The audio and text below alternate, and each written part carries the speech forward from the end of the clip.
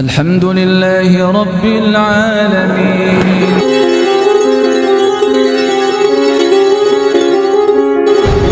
Tiga calon itu kita benar-benar pilih yang resiko ukhrawinya paling kecil bagi kita kelak. Nah, kalau kita tidak memilih, maka kita sama saja dengan membiarkan kemungkaran akan berlangsung. Jadi milih itu harus berdasarkan ibadah ikhlas kepada Allah. Dasarnya adalah harus menghadirkan pemimpin yang amanah. Kedua, harus mencegah agar kemungkaran tidak naik. Itu dasarnya harus dua itu.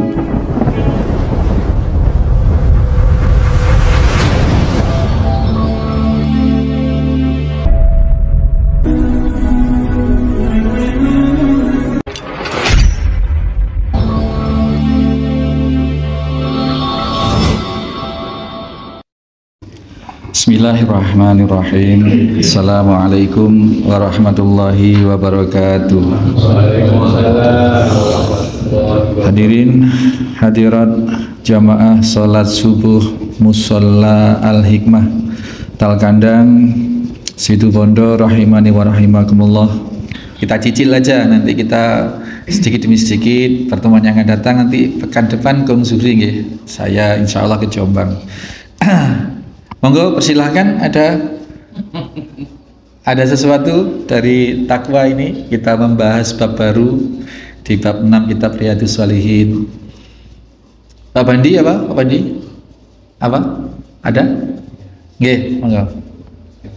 Nggih. Jadi orang khutbah tiap Jumat ikut Jumatan dan selalu mendapat wasiat takwa, tapi kok tidak ngefek gitu ya, Pak? Iya. Sekarang pertanyaannya, bagaimana, apakah ada trik-trik lain gitu? Ya itu yang pertama, kita harus pahami bahwa tugas seorang dai, tugas seorang khotib menyampaikan sebagai rukun ibadah, sebagai rukun Jumatan. Kalau dalam Jumatan, dalam rukun hidup kita adalah sebagai rukun tugas kita itu memang menyampaikan.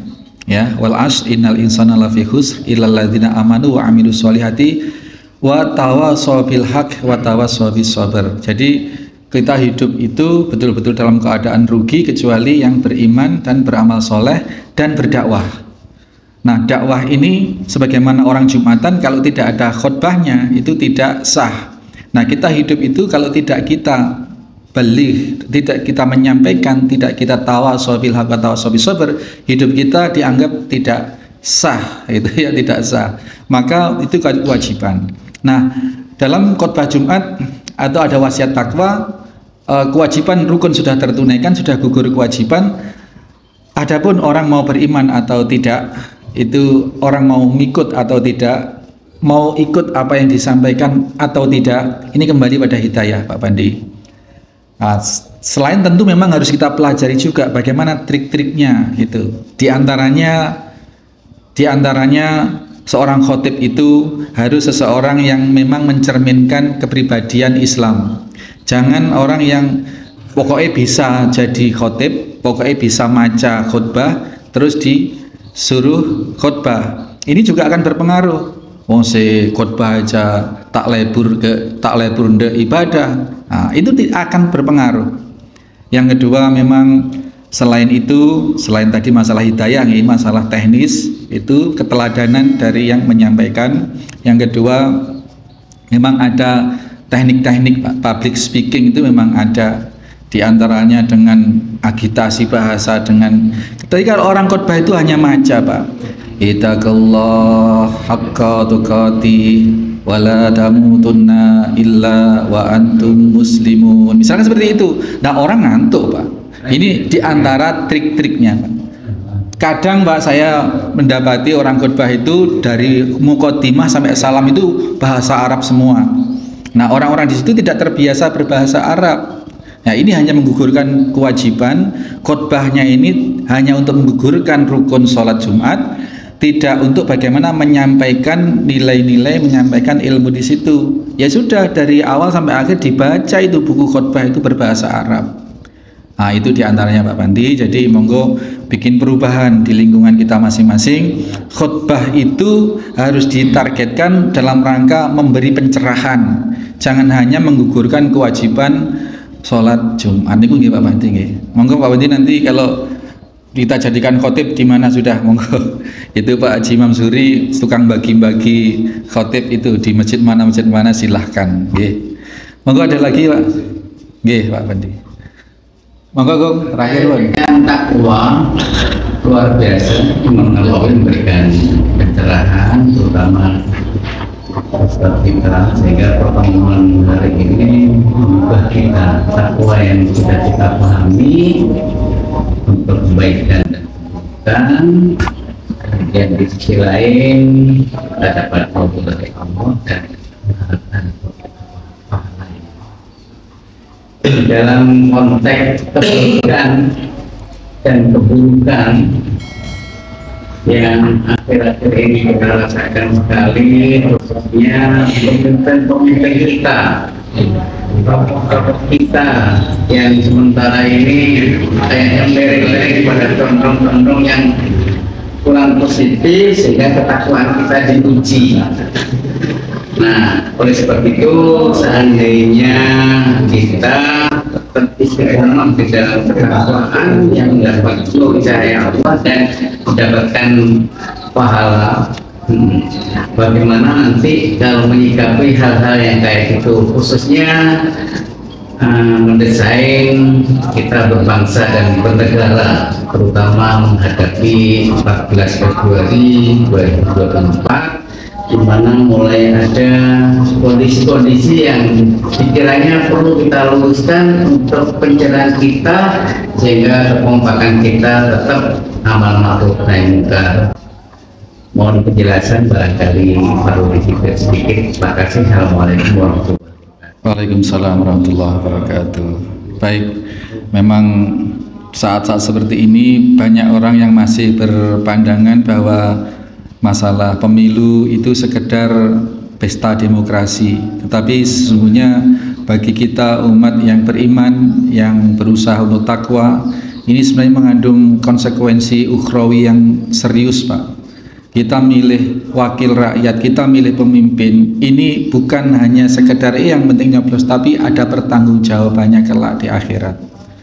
Jadi dari sekian calon misalkan ini juga harus kita sampaikan pada keluarga kita, terutama pada orang-orang terdekat kita, bahwa kita milih itu ada konsekuensi, tidak hanya konsekuensi dunia, bahwa kalau konsekuensi dunia itu nanti kalau milih si A, si B, si C, kalau milih si A nanti uang-uang haram itu dihalalkan, misalkan kripto, ya uang-uang digital itu akan diharamkan, yang padahal Majelis Ulama Indonesia itu mengharamkan, dan memang kondisinya memang haram. Nah, pemimpin yang tidak ngerti dasar-dasar Islam seperti ini, kalau kita pilih, ya, kalau kita pilih dengan sengaja kita memilih dia, maka dosa-dosa atas kebijakan nanti itu kita juga ikut nanggung di akhirat. Ini na'udzubillahi min dzalik. Maka bagaimana kita ada tiga calon itu, kita benar-benar pilih yang resiko ukhrawinya paling kecil bagi kita kelak. Itu. Nah, kalau kita tidak memilih, maka kita sama saja dengan membiarkan kemungkaran akan berlangsung. Jadi milih itu harus berdasarkan ibadah ikhlas kepada Allah. Dasarnya adalah harus menghadirkan pemimpin yang amanah. Terus dasar kedua harus mencegah agar kemungkaran tidak naik. Itu dasarnya harus dua itu. Berupaya, berazam kepada Allah, bismillah saya milih si A, ya, si A, amin ya, milih si A atau si B atau si C, apapun lah, tapi harus dengan dasar itu tadi, harus dengan dasar saya harus menghadirkan pemimpin yang amanah, yang baik, sekaligus dalam rangka mencegah supaya yang tidak amanah, yang tidak baik tidak naik. Jadi kalau golput itu sangat tidak bijaksana. Kalau golput sama dengan membiarkan yang buruk itu naik. Itu. Sekedar itu ya, Gong. Jadi dimensi tanggung jawab kita tidak hanya pamrih nanti pupuk murah, tidak hanya pamrih sembako gampang, tidak hanya pamrih BLT itu semakin besar dan semakin luas, kesetaraan, tidak hanya pamrih dunia seperti itu, tapi kita pamrih supaya hisab kita di akhirat nanti itu lebih ringan kalau kita memilih pemimpin yang sholat, memilih pemimpin yang lebur dengan agama. Itu memilih pemimpin yang tidak mau minum minuman keras, misalnya seperti itu. Ini saya kira cukup sangat jelas untuk jadi dasar kita semua bahwa urusan memilih pemimpin bukan urusan main-main, tapi urusan yang benar-benar, sehingga kita menyampaikan kepada orang, pada keluarga itu juga dengan motif dakwah untuk keselamatan kita sebagai orang yang sudah tahu, untuk disampaikan pada orang yang belum tahu. Gitu ya kurang lebihnya. Terima kasih, mudah-mudahan bermanfaat. Golput itu tadi itu Pak, golput itu berarti membiarkan potensi pemimpin yang buruk naik. Itu kalau bagi saya dosa golput itu, karena membiarkan orang, karena memberi peluang lebih besar orang yang tidak baik itu bisa naik. Jadi kita milih saja yang terbaik menurut kita, yang sesuai dasar-dasar syariat tadi itu pilih. Ini sebagai satu pengguguran kewajiban kita di hadapan Allah. Yang kedua, agar suara yang baik lebih banyak, suara yang tidak baik tidak banyak. Kalau kita golput berarti kita melenggang, membiarkan yang buruk itu melenggang naik. Itu jadi jangan golput. Nanti 14 Februari pilih yang, kalau kita memang orang Islam ya pilih dengan dasar-dasar Islam. Demikian ya Pak.